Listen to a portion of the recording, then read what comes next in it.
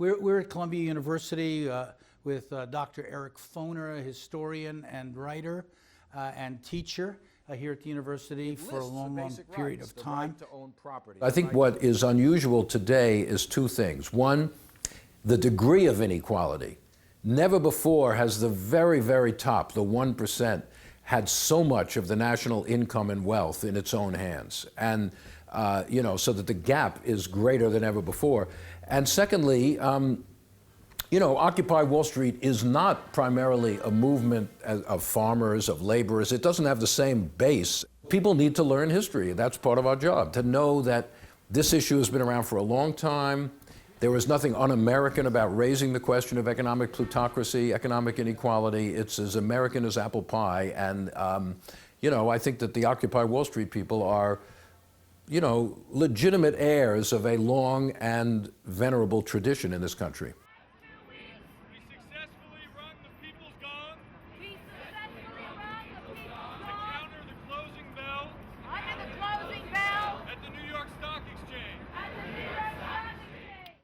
I do think what's been brilliant about the Occupy Wall Street movement is the framing of the 1% versus the 99%.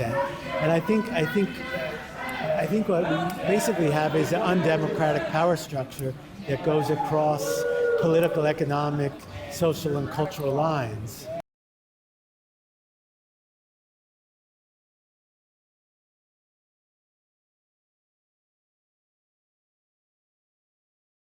It has an impact on perception.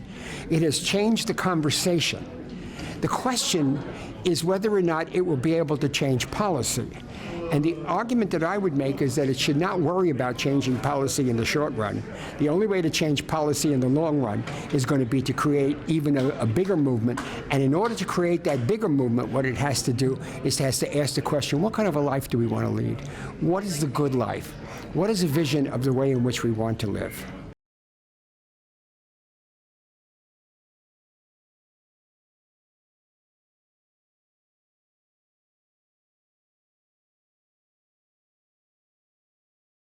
So you have big banks and concentrated wealth that's just rigged the political process. Investigating it, we have a country where U.S. millionaire households have $46 trillion of wealth. It's just a mind-boggling number. So, over the past generation, all the wealth has gone to the top. Really it's 1/10 of 1%, more than 1%. But, breaking it down even further, you have 400 people who have as much wealth as 155 million Americans. So that's 400 people who have as much wealth as half the population.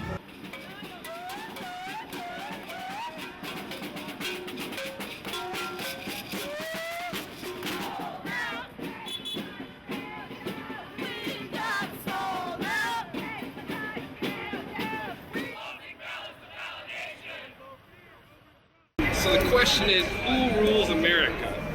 And that's a funny question because then you talk about power. The first thing you have to understand is America is a business venture. Like stolen land, stolen property, capitalism, and it's just about making money. Many revolutions start at the top. In other words, the people who began the struggle against Great Britain were merchants in Boston and New York, plantation owners in Virginia. Most of the founders in Virginia are slave owners. But what happens is, as the struggle intensifies, they have to generate support among ordinary people. And when you do that, you break open the political system and you open the door for very, very different kinds of demands. Slaves start demanding their own freedom. Women, Native Americans, start demanding greater equality. So what happens at the beginning when a more privileged class begins the resistance, that doesn't necessarily tell you how the whole process is going to take place.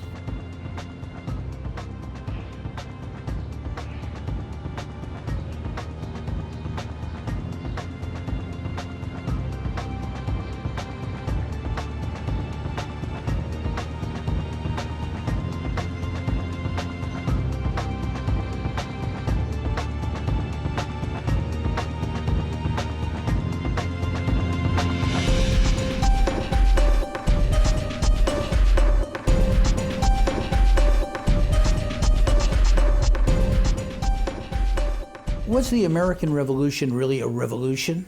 The British thought it was a revolution, no question about that. It was not a social upheaval in the way, let us say, the French Revolution was, but it certainly overthrew an entire system of government. It replaced the ruling class with another one, so that seems to be what a revolution is about. And it raised these questions of equality in the society, not just equality in terms of 1% and 99%, but the role of slavery in American life, the status of women in American life. It unleashed a kind of struggle for equality among all sorts of groups, which continued long after the revolution was over. Listen, my children, and you shall hear of the Midnight Ride of Paul Revere. That's one of the most famous poems of the American Revolution. And here we are in front of the statue of Paul Revere, the man who alerted all of Massachusetts to the British troops coming into their communities. We're on the Freedom Trail in Boston, where the American Revolution is remembered. Well, what kind of a revolution was it? What actually happened here in Boston back in the 1700s? What have we learned since then?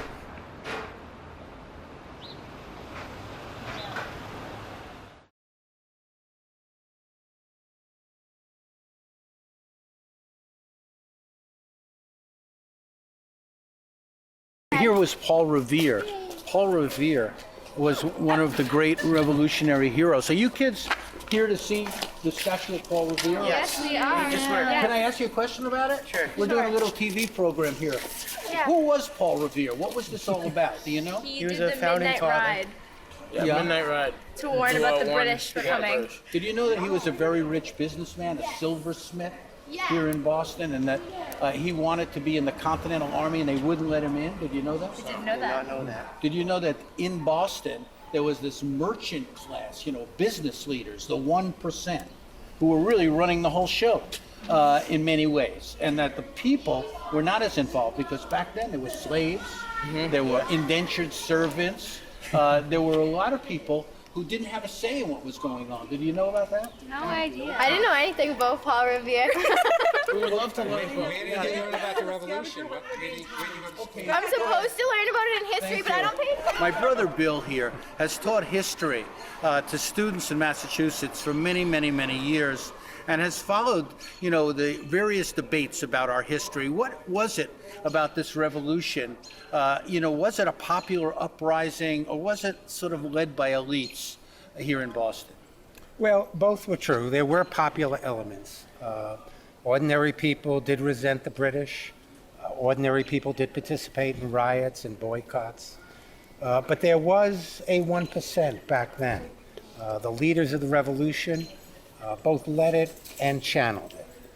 They were certainly not above using words like liberty and freedom to deflect and distract people from their own discontents in the colonies. And their own interests. I mean, the business class of Boston didn't want more taxes on their products. They wanted to compete with the British goods. They felt they shouldn't be taxed. And as a result, there was the original Tea Party here in Boston. Right. And there were, merchants like John Hancock, who was into smuggling goods. And you're right, they didn't want to pay British taxes. I mean, there were other factors behind the revolution as well. But when this revolution was codified in 1787 at the Constitutional Convention, the people who were invited were the large landowners, the slave owners, the merchant class, no women, no Indians, no blacks, no working people. Actually, there were slaves that were inspired by the revolution to try to get their freedom. Some actually did. I think the idea of the revolution and the idea of democracy were radical, inspiring, revolutionary, in ways that actually might have made the leaders uncomfortable, since some of them themselves owned slaves. They really didn't want this to go viral in the way it did around the world. So who ruled America then? In a way, their grandchildren are ruling it today. And sometimes direct descendants of those people. So, there was a certain amount of class mobility, indentured servitude disintegrated due to the chaos of the revolution. But I don't think the people who led the revolution really intended a social revolution. That was really not what they were thinking about. After the Revolution, people like Daniel Shays in Western Massachusetts, a farmer, a captain in the Revolution, did try to inspire, organize another rebellion against those who he saw as replacing his British masters. This time they were the colonial leaders.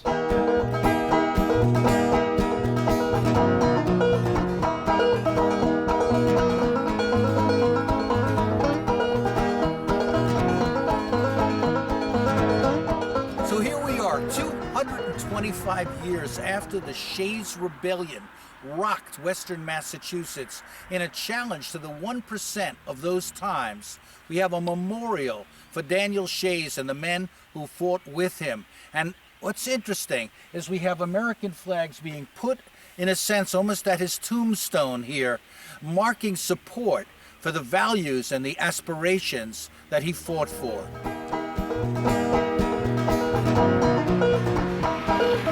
My name is Dave Rothstein. You're at the Stagecoach Tavern in Western Massachusetts, town of Sheffield. And this painting is a painting of Daniel Shays militiamen. Daniel Shays fought in the Revolution. They came back from the Revolution and found their farms being foreclosed and many put in prison because of the same debt crisis that we're experiencing now. There are many similarities, but essentially one of the promises of the Revolution was to annul the foreign debt. And the farmers came home and discovered the debt was even greater and the banks were even tougher. Newly formed United States government.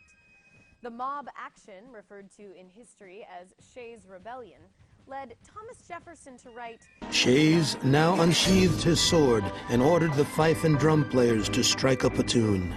The men began marching in cadence.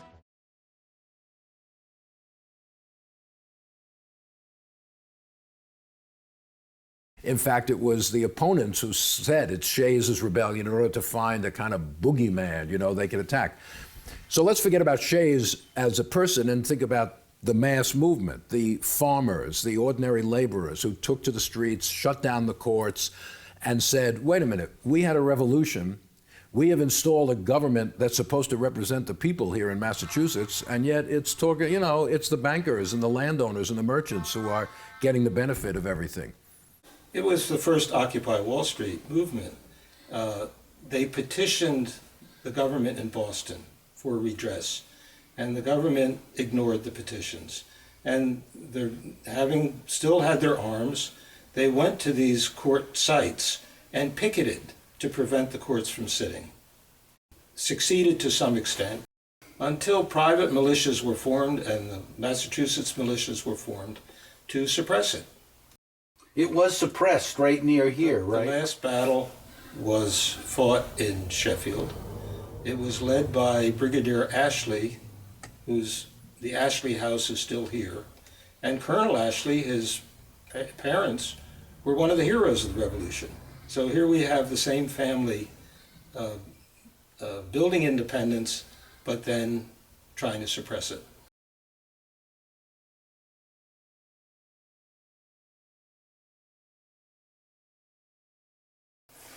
In 1730, when Sheffield was incorporated, there were 30 black families in Sheffield. Half were slaves, half were free. But the famous story is, again, at the Ashley House. One of the servants, Elizabeth Freeman, called Ma Betts, overheard all the talk about the Massachusetts Declaration of Independence at the dining table. And it occurred to her that she might qualify. And she actually filed in the court of Great Barrington and won her freedom. So here you have the court giving freedom on one hand and suppressing freedom on the other.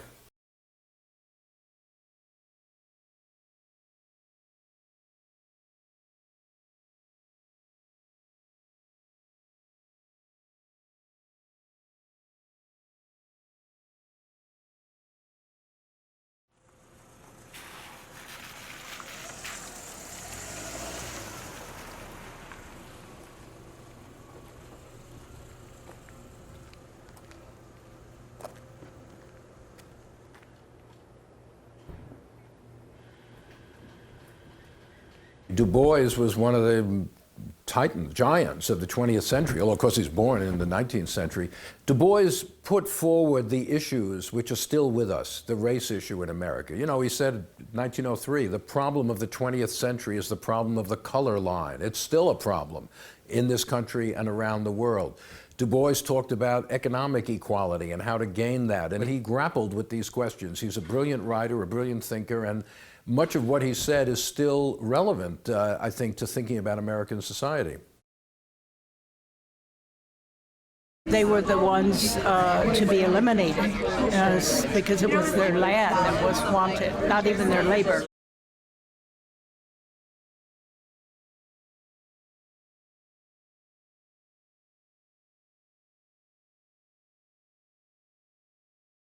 It wasn't a revolution, it was a war of independence from the colonial overpower, but it wasn't an anti-colonial revolution like the Bolivarian revolutions in South America or the Haitian Revolution.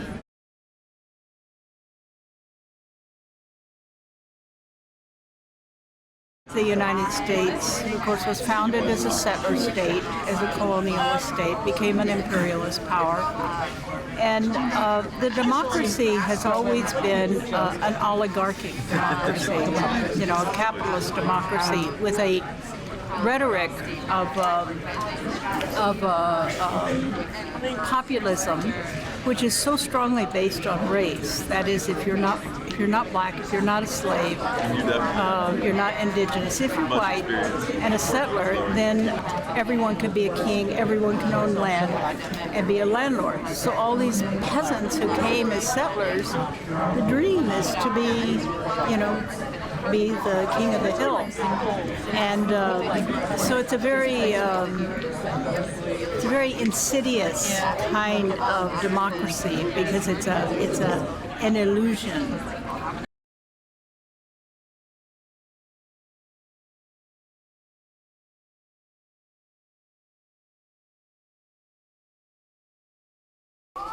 So this is all part of the history that most Americans probably don't know. Did you find when you were teaching students here that many of them just didn't know much about their own history?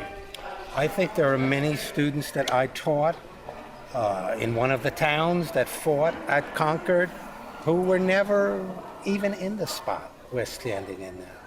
And I think that that's true, that many kids were not familiar with that history, beyond local battlefields and so on. The other thing about the Revolutionary War, which is relevant to today because we live in a globalized world, is that this revolution started locally here in Boston, but soon the British were involved, the Dutch, the French. It became a war of many different countries, all fighting on American soil. Well, very true. And the French intervention was very critical to our success. It wasn't all through the force and valor of our arms. There were other people involved. But I think the idea itself has played a revolutionary role in history. But the idea itself did not create a deep social revolution in the United States. And to this day, people are distracted by words like liberty and freedom and justice in the same way that they were back then.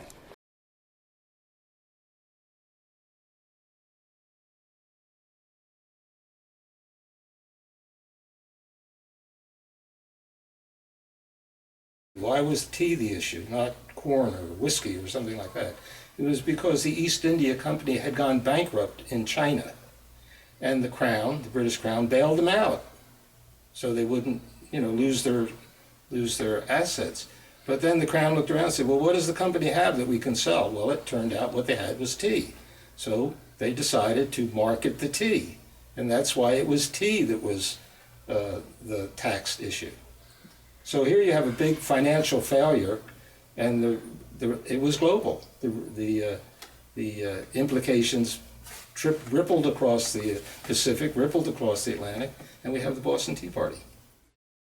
Throughout our history, there have been sort of conspiracy theories about all of this. I mean, today, for example, both the right and the left seems to see the Federal Reserve Bank as sort of a conspiracy concocted in 1913 without any proper process and kind of running the show. Yeah, well, you know, conspiracy theories, conspiracy thinking is deeply embedded in our political culture. My PhD supervisor, my mentor, Richard Hofstadter, wrote the famous book in the 1960s, The Paranoid Style in American Politics, in which he traced out various kinds of conspiratorial thinking, whether it was Catholics who were before the Civil War trying to undermine America, or you know, various other groups at various times, immigrants, others trying to, you know, destroy the American culture, or the Trilateral Commission, remember them in the 1970s, were supposedly ruling the whole world. Now the Federal Reserve, right, if we only abolished the Federal Reserve Bank, everything would go back to some utopia of the past.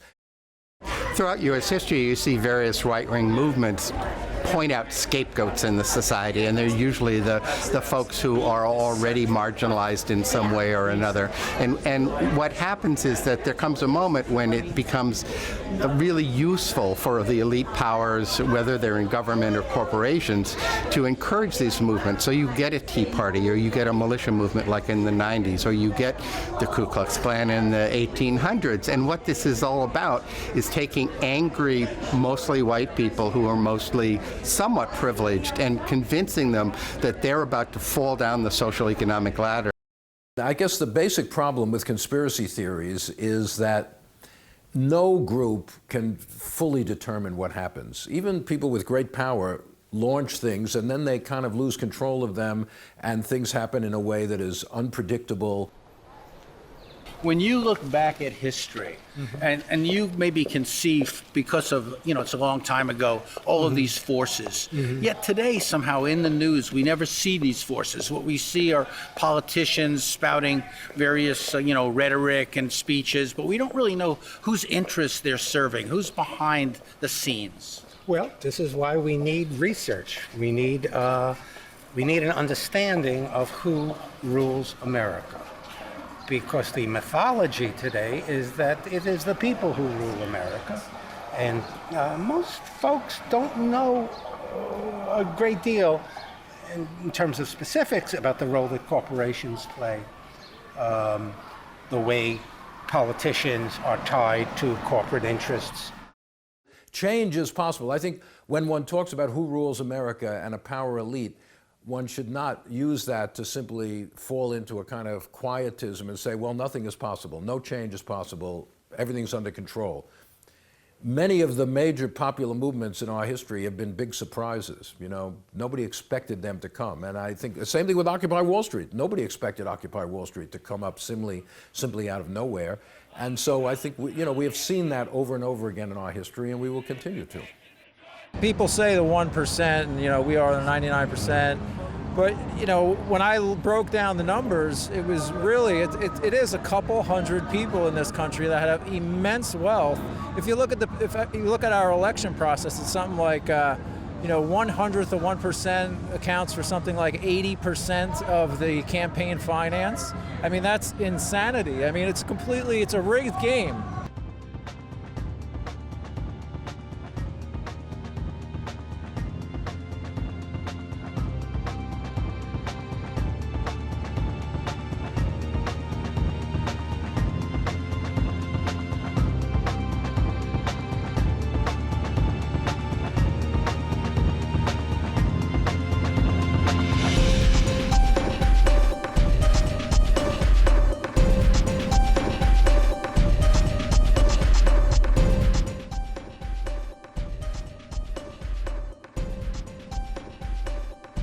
The people who rule America are the large corporate entities, which are supranational. They have no loyalty to the nation state.